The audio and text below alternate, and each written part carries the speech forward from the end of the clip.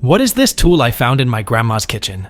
Around 6 inches long, with a wooden handle, and no maker's mark or writings of any kind on it. It has a very unusual design, with weird loops on both sides. Any ideas? It's a pear peeler and corer, made by the Scientific Tool Works of Portland, Oregon, in the 1930s, for the pear canning industry. The two loops on the side are made to core the pear after you peel it and cut it in half. The smaller loop does the stem, and then you flip the peeler over to get the wider core section.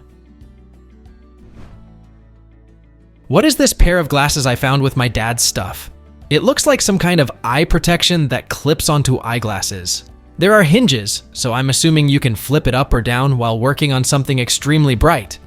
They're so small and really cool looking. Any ideas? It's a cobalt blue clip-on welding glasses from the 1940s. It's a metal glass lenses with torching protective qualities. It was designed to be worn in conjunction with your existing safety eyewear. They can also be used for brazing and torching, or anywhere eye protection is required while observing high-temperature processes. These are commonly used in foundries, steelworks, glassworks, and in fiberglass and ceramics plants. What is this neat old wooden hexagonal-shaped piece with a lot of character I found on Facebook Marketplace? Around 9 inches tall by about 6 inches wide. All the wood is in great shape and was pieced together with purpose. What that purpose is, I'm not sure. Please let me know what you think. It's a 1960s candle holder, missing the top dish. This is a brutalist style candle holder made from wood and metal. I'd probably use it as a plant stand though. Put a nice decorative pot on top and put a small fern or something in it. Maybe paint the wood. What is this large heavy object found along old logging road? I was out riding an ATV on an old logging road that hasn't been used in many years. This was just off the edge of the road. It's incredibly heavy and I'm unable to move it. The upper portion is hollow and seems like it may have been a fluid reservoir or something like that. I couldn't find any identifying markings along the sides I could see. I tried using Google Lens to identify it, but didn't have any luck. Does anyone know what this is? It's a section of a cast iron sectional steam boiler. Cast iron boilers are often found in residential applications and small commercial installations. These boilers are compact and function exclusively in low-pressure steam or hot water applications. In this style of system, the tank is not a singular tank, but a series of tanks, sections, or chambers interconnected via a series of tapered connection mechanisms called push nipples. They may also be connected via gasketing material, or possibly headers connecting the sections. What is this thing? Probably porcelain I found in an attic.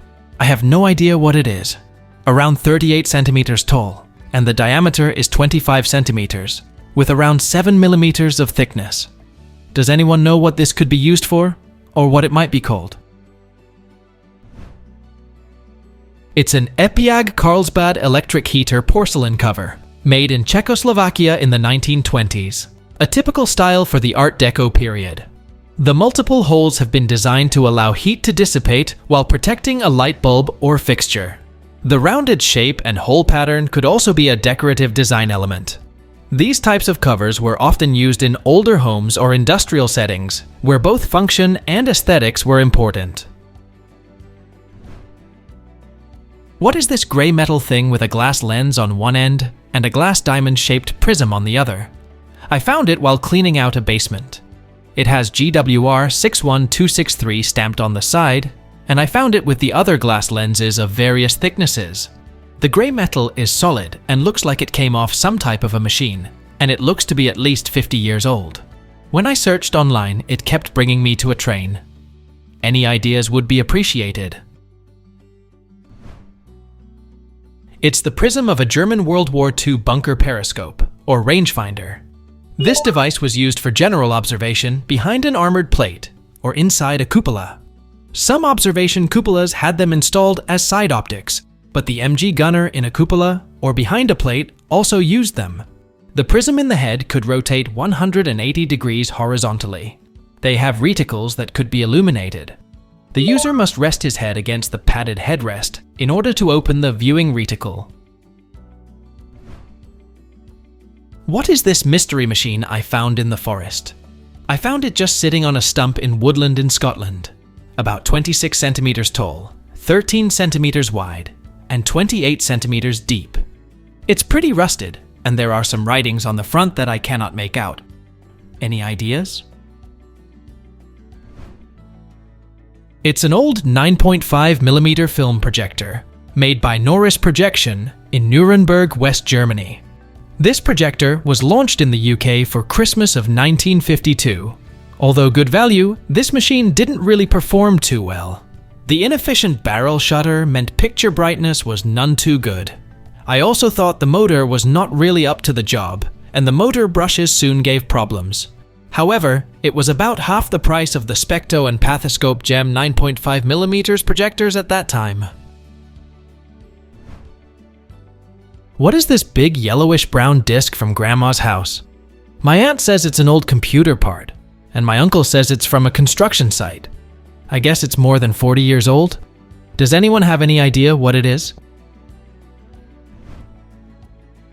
It's a 1970s mainframe hard disk platter for a CDC storage module drive. They were stacked on a spindle 8 to 10 deep as a disk pack, and you'd have a whopping 200 MB of hard drive space. I used to maintain them. The drives were about as big as a washing machine, and they had their own climate-controlled room. We used to make going-away plaques out of them back in the day. It probably cost many thousands now. What is this farm implement I found buried a foot deep on a farm in Saanich, British Columbia, Canada? It is cast iron, pretty rusted, and incredibly heavy, about 36 inches in diameter, and the only markings I could find are the numbers 1180 stamped on one side. Any idea what this thing would have been used for originally? Please let us know down in the comments. Thanks for watching. Let's make life fun.